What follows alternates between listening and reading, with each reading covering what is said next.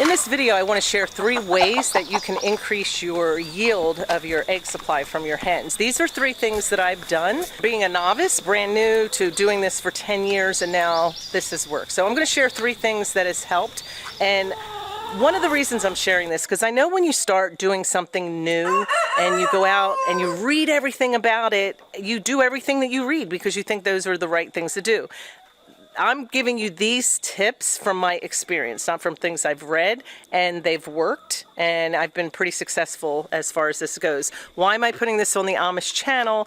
Well, our Amish neighbors have hens and chickens as well, and they have become experts through their experience. So I wanted to share this with you to help you in case there's somebody out there that obviously is getting frustrated because they're not getting as many eggs as they think they should, or maybe they're trying some things that they think will work and maybe won't. So hopefully this will help somebody out there. Let me know in the comments if... This is a picture of some chicks that I have. This is the very first lesson that I learned in keeping my flock healthy and getting great egg production.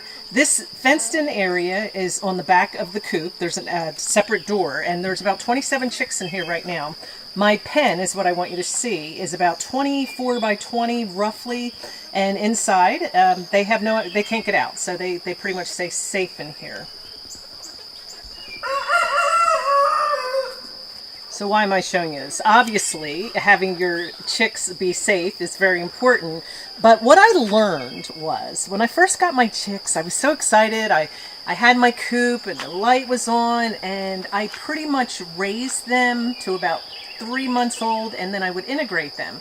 And I did buy 25 at a time, because the first year of any hen's life, they're going to lay most of their eggs. So obviously when you have a new little flock, you're going to have lots and lots of eggs. Well, what happens though, the next year you buy more and you want to keep adding. Now I kept adding 25 at a time because I buy them from a hatchery, and I've got the link below. They're just cheaper that way. And I was trying to grow my flock. I was brand new and very enthusiastic. And one of the things I was doing was buying a different breed each year. And then that way I knew how old they were. Well, I did this probably for about 6 years, and before you knew it, by the time predators took them, or they died from natural causes and things like that, I had about 60 chickens, and I wasn't getting that many eggs per day. So this is something I started doing differently. Here I was up to 60, and I wasn't going to buy 25 more hens because that's the last thing I needed. But I had the little boy at church who was starting a flock of his own, and I gave him about 15 of my hens, and he got started with those. And then what I started to do was buy 25 each year, but then I sell about 20 of them. So I'm only adding 5 new hens per year to my flock. So all these girls that you see over here, they see me coming, so they don't want to get too close to me. Huddling over here in the corner. I'll only keep, there's 27. I'm going to probably keep 5 of the Astrolorps. They're black, and then those 3 Orpingtons. The Orpingtons get really big. They're broody. I like my hens to get broody. About twice now in the last 10 years, I've had hens hatch out their eggs, and all of a sudden you see 3 or 4 little chicks running around. There is nothing like that. I can't even explain the experience. You can't even watch it on TV and get the same feeling. Like, you see life happening, and that mother hen just taking care of her little chicks, and it's just amazing to watch how they're out here kind of in the wild, and she takes care of them. So I like them to go broody. I've never had a problem where all my hens go broody at once. I know you'll read things like that. So I hope that nature takes its course. And from what I've read on these Orpingtons, they are very broody. And that's why I only got 3, because I don't want all of them to do that. They're also huge, and they're slow, and they're very easy targets for predators. So that's another reason I didn't want a lot of them. But they're beautiful. All these birds are beautiful. So that's my #1 secret to keep my flock to always have a good 5 young birds in it, and those 5 birds will lay, I'm not going to say every day, but significantly more than a hen that's 2, 3, 4, 5, 6 years old. The older they get, the less they lay. So I hope you enjoyed watching them. Let's go to tip number 2. The second thing that I've been doing that I think has helped is the feed. I give them a little bit of scratch with some pellets every morning here in a fenced-in area. You'll see all my adult hens, and they then will go out and free range the rest of the day. So they do eat worms and bugs and get lots of protein. Why am I feeding them here?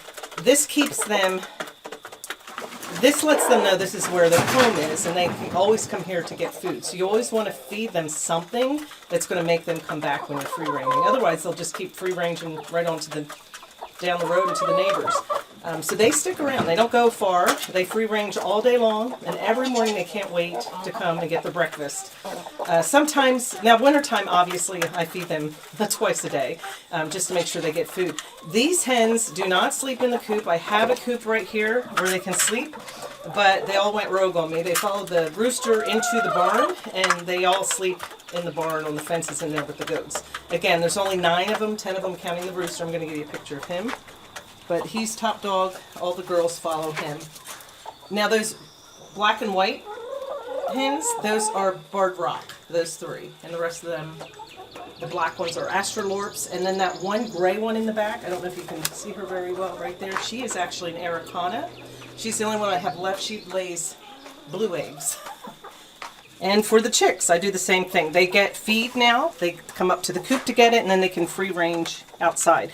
Now, if they don't know how to catch worms or any of that, and they haven't learned how, they always can come back up here and get some feed, and then I leave the water outside for them during the day. I will eventually integrate all the chickens and the hens, but not until I'm down to the 7. I want to sell the ones that are not going to live here first, and then I'll start to integrate. I'll let you watch the chickens as I share the third way. If I go in there, they come out, so this way they'll go in. The third thing that I did differently, when I first got my hens, I put them all in the coop, and during the winter I kept a light on, like, you know, you'll read about that. And I think keeping that light on and having your hens lay eggs all year round makes the egg output lower during the year on an average. You need to let them rest. This is my theory. God made the chickens, and God made them to live outside, and there's a reason that they molt in the fall, which means feathers will come up. You think somebody attacked them and they're dying, but they molt, and then they take a little break. Their body, their system takes a break, and they stop laying eggs, and it's usually 2 to 3 months. I let that happen. I let them grow their winter feathers. I let them thrive out here in the winter. Then they do go in the coop. It's funny, during the winter they will go in because it's warmer. And they lay more eggs throughout the rest of the year. I think that's the system that they were invented with or created with, and I leave it alone. I don't try to change that. I let it happen naturally. Now you're going to say, well, what do you do about your eggs? You don't have any eggs now. During the winter, because you're letting them molt and you're letting them take that rest.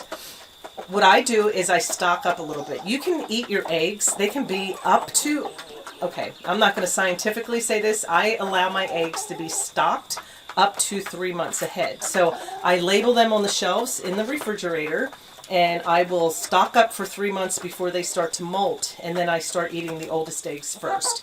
And that has worked, and I honestly and truly have gotten higher yields of eggs because of those 3 things that I've started to do. I hope that helps you. If you have anything else that you do at your farm, share it. It really, anytime you do any of this stuff, it's a learning experience, and you just learn as you go.